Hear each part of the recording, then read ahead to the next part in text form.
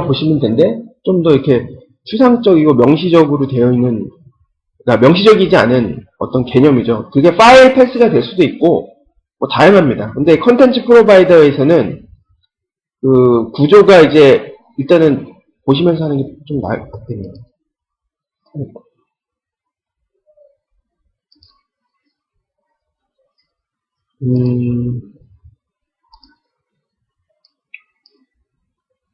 지금 이거를 일단 실행을 해볼게요. 이거 뭐 별 앱은 아니고요.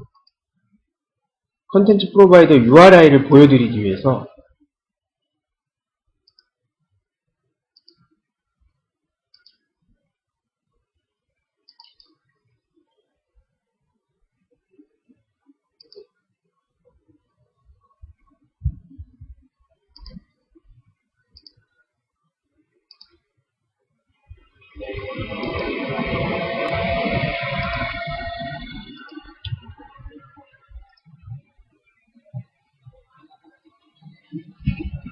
그걸 보여드리기 위해서 한 거고, 이게 이제 실행을 한 건데요. 여기를 복사를 해서 편하게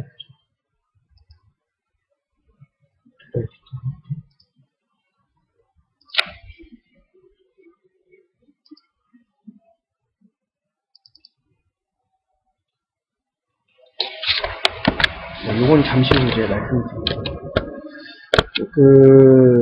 이제 URI라는 개념이, URI보다 컨텐츠 프로바이더 입장에서 URI는, URI라는 구성이 어떻게 되어 있냐면, 여기 보시면, 스킨, 어서리티, 패스, 쿼리, 프래그먼트. 이런 식으로 이렇게 합쳐져 있어요. 그러니까 이거는 뭐 제가 정의된 해놓은 건 아니고, 이게 이제 여러 형태가 있을 수 있는데, 이건 이제 컨텐츠 프로바이더에 쓰는 경우에를 이렇게 설명을 드리는 거거든요.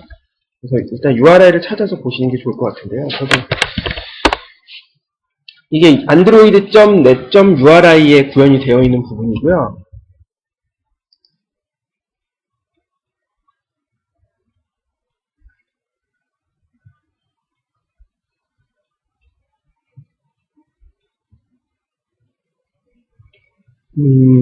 여기에는 설명이 안 나와 있네요. 어쨌든 URI라는 거를 RFC 239쪽에 맞춰서 이제 구현을 했다라는 것이고, 이거보다 좀 설명이 나와 있는 게 있을 텐데, 콘텐츠 프로바이더였나?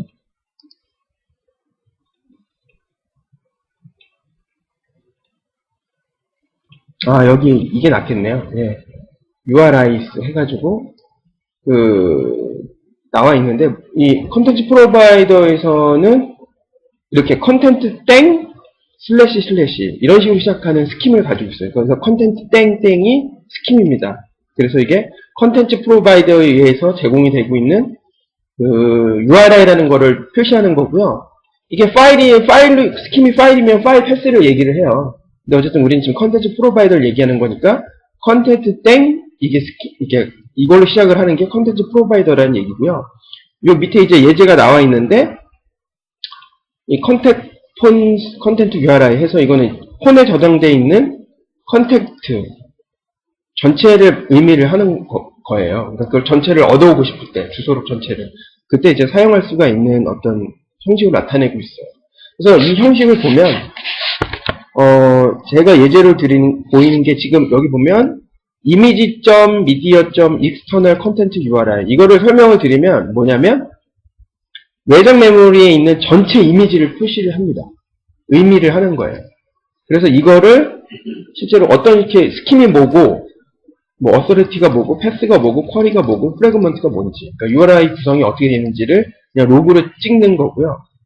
그 다음에 아래에 있는 거는 이 디폴트 URI, 그러니까 전체 이미지라고 했었잖아요. 외장 메모리에 있는. 여기 전체가 아닌 거기에 첫 번째로 등록되어 있는 이미지가 뭔지.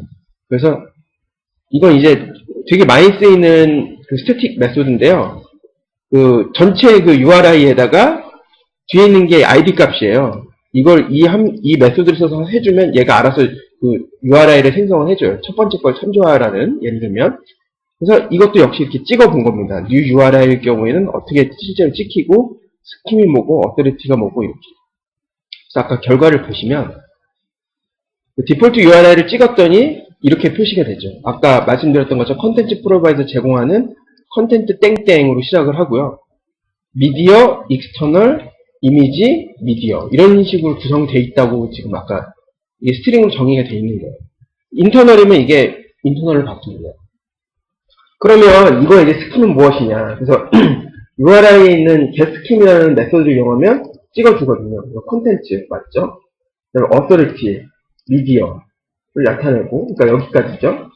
그다음에 실제 저장되어 있는 패스는 external, 미디어, 이미지 여기까지를 나타냅니다. 그다음에 쿼리랑 프래그먼트는 얘는 널이네요. 아래 거, 그다음에 하나 첫 번째 거 이미지 외장 메모리에 등록되어 있는 저장되는 어떤 이미지인지는 모르겠지만 어쨌든 첫 번째 거인 경우에는 역시 마찬가지로 스킴이 컨텐츠이고 어토리티 미디어고 패스가 이제 여기 1이 하나 붙었죠. 네, 이게 첫 번째 거를 의미를 한다고 보시면 돼요. 그다음에 역시 쿼리 프래그먼트가 널입니다. 이런 식으로 어쨌든 컨텐츠 땡땡 해서 우리가 접근을 하고 쓸 수가 있어요. 그래서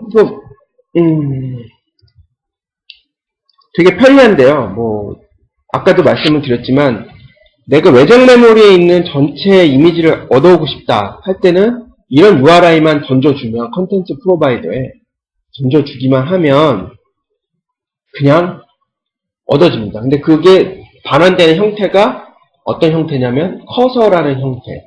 그러니까 커서라는 건 데이터베이스를 있는 그러니까 커서라는 건 어떤 걸 가리키고 있는 걸 말하는데요. 데이터베이스의 레코드셋 형태로 이렇게 반환을 해줘요. 그러면 얘 같은 경우 new URI를 이용해서 뭔가를 데이터를 요청을 했을 때는 당연히 하나만 나오든지 아니면 데이터가 없겠죠. 얘도 어쨌든 커서 형태가 커서로 나오지만 레코드셋 자체가 한 개이든지 아니면 없든지 이런 식으로 나오는데요. 뭐 이걸 실제로 쓰는 걸 한번 보는 게 도움이 될 것 같아요. 코드상으로. 콘텐츠 프로바이더가 있으면 OS에 있을까요?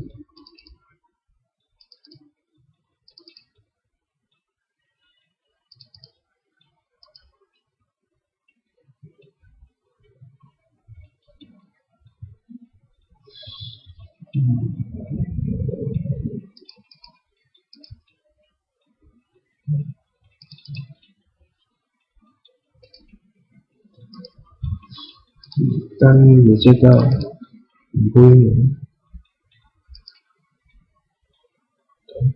그냥 저희가 만들어 놓고 쓰는 걸 보고 하는 게 낫겠네요. 그러니까 컨텐츠 프로바이더가 구현이 돼 있다고 치고 실제 애플리케이션 입장에서 어떻게 쓰는지 이거 보면 되겠다.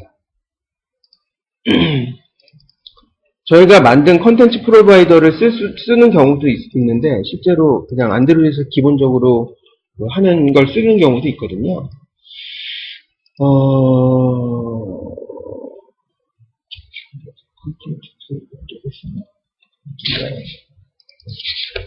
이거는 뭐냐면 일단 이 프로그램을 설명을 드리면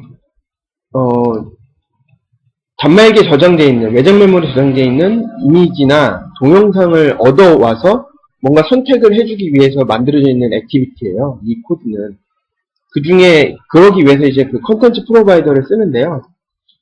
내가 입력받은 어떤 게 이미지를 해라 그러면은 그 URI를 이런 식으로 해주고요. 앞에 보면 이미지.media. 이런 식으로 되어 있다고 말씀드렸죠. 그다음에 반대이면은 무조건 비디오. 그러니까 이미지 대신 이게 비디오로 바뀐 거죠. 그러니까 이런 식으로 하면 비디오에 대한 전체 그거를 얻어올 수가 있다는 거예요. 이거를 쓰는 데가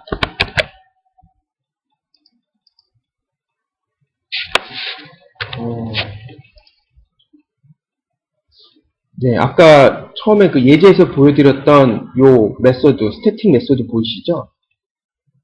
그러니까 이게 디폴트 URI가 뭐 이미지든 비디오든 돼 있는데 어떤 특정 아이템, 특정 걸 하기 위해서 이거 아이디를 얻어온 걸 가지고 이렇게 URI를 만들어서 뭔가 이렇게 저장을 하는 건데 뭐 이런 식으로 쓸 수가 있어요. 잠시만요. 전체 얻어오는 게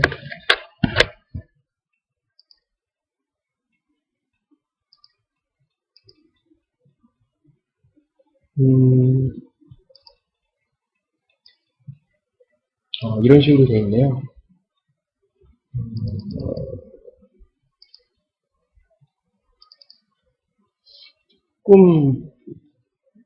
조금 저긴 하는데, 이거는,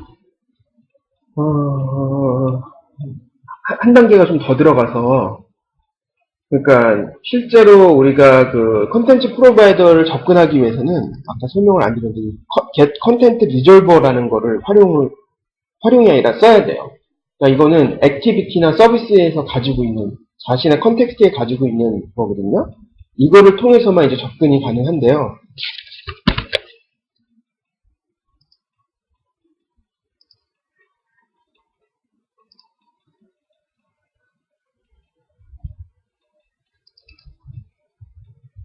딱히 이렇게 보여드리려고 했더니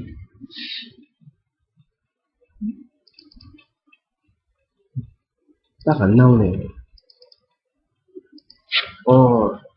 그러니까 이런 식으로 뭐 이렇게 얻어오는 건데 이게 아까 말씀 액티비티나 서비스 가진 컨텍스트에 있는 건데 실제로 여기에 보면 이제 그 쓰는 방법이 나와 있을 것 같아요. 지금 이게 의미하는 코드가 뭐냐면 이건 이제 저희가 만들어 놓은 컨텐츠 프로바이더고요.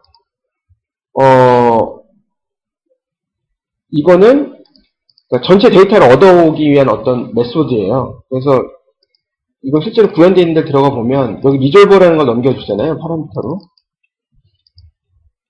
그럼 컨텐츠 리졸버가 보이시죠? 그래서 여기 리턴하는 게 아까 커서라고 말씀을 드렸잖아요. 그러니까 이건 레코드셋입니다. 그러니까 실제로는 보면은 별거 아니고 내가 받은 URI, 그러니까 내가 선택한 URI로 이렇게 쿼리를 주면 알아서 컨텐츠 리졸버에서 쿼리를 던져줘서 실행을 해서 데이터를 커서 형태로 만들어줘요. 받는 데이터는 그게 10개라면은 10개의 레코드셋이 있고 이 커서는 그 10개 중에 제일 위에 꼭대기 거를 가리키게끔 돼 있거든요. 그래서 뭐 move next 하면 다음 레코드를 이동을 하고 move previous 하면 뭐 이전 걸로 하고 뭐 move first 혹은 move last 이런 식으로 커서 형태를 통해서 이렇게 접근을 할 수가 있는 거죠. 그래서 이걸 이렇게 그래서 예를 들면 이렇게 커서를 통해서 그러면 전체 데이터가 있으면 전체 데이터를 이렇게 여기서는 얻어온 거고요.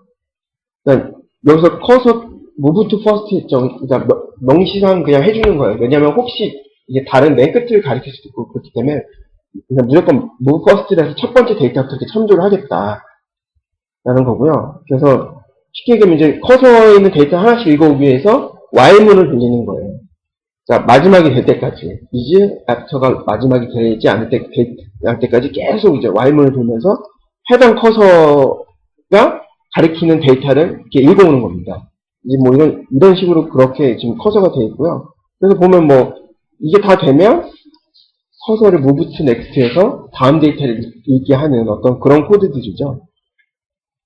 지금 여기 이 컨텐츠 프로바이더와 관련이 없는 것들이 너무 많이 들어서 좀 복잡하긴 한데요. 예제가 좀 깔끔한 게 없네요.